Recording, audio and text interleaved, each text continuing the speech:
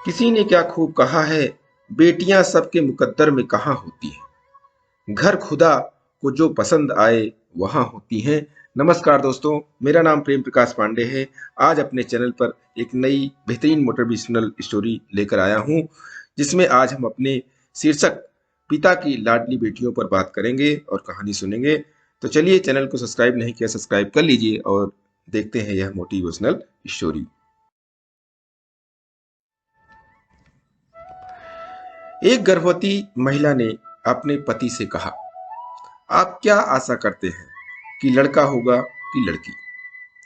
पति, अगर हमारा लड़का होता है तो मैं उसे गणित पढ़ाऊंगा, हम खेलने जाएंगे, मैं उसे मछली पकड़ना सिखाऊंगा। पत्नी, अगर लड़की हुई तो?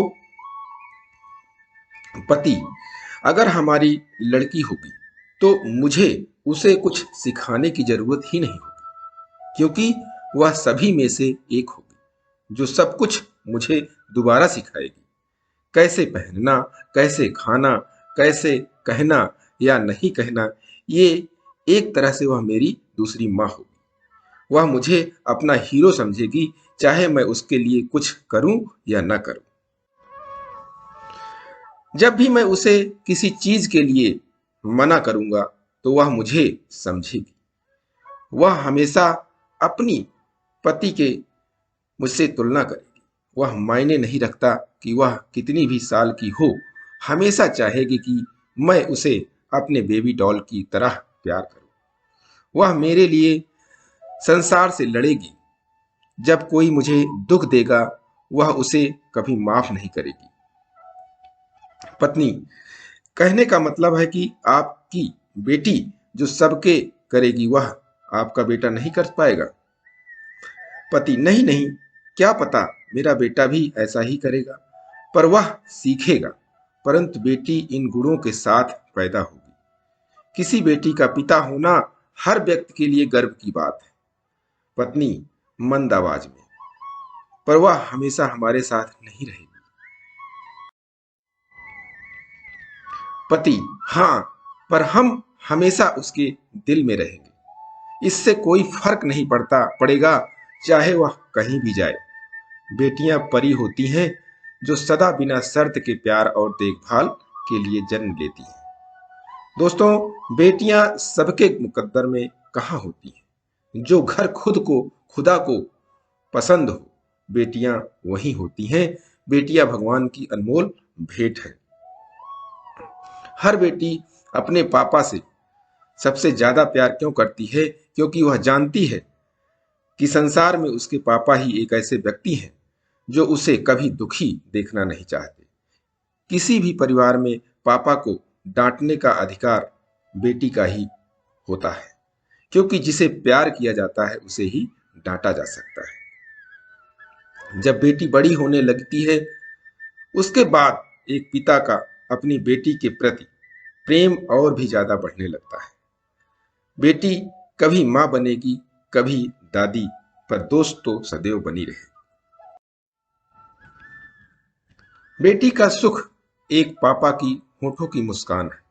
पापा के दुख में बेटी हथेली बनकर आंखों के आंसू पोंछती है। देखते ही देखते पता नहीं चलता कि बेटी बड़ी हो जाती है और एक दिन सुहाग का जोड़ा पहनकर विदा हो जाती है। विदा होते ही जब एक बेटी अपने पापा से कहती है, पापा मैं जा रही हूं, अपना ख्याल रखना, और तब एक पापा अपने आंखों से आंसुओं को रोक नहीं पाते।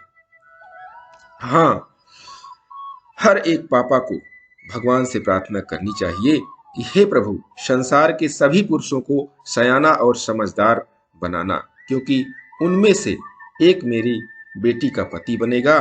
संसार के सभी स्त्रियों को बहुत प्रेम में बनाना, क्योंकि उन्हीं में से कोई एक मेरी बेटी की सास या ननद बनेगी।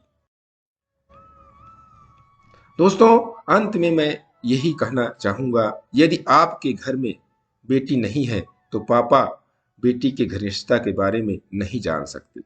बस इतना सा ख्याल रखना चाहिए कि पुत्र वधू बेटी की तरह रहे और बेटी को उसके पापा के बारे में कुछ कटु वचन ना कहा जाए, क्योंकि एक बेटी भगवान के विरुद्ध सुन सकती है, लेकिन अपने पापा के बारे में कभी नहीं।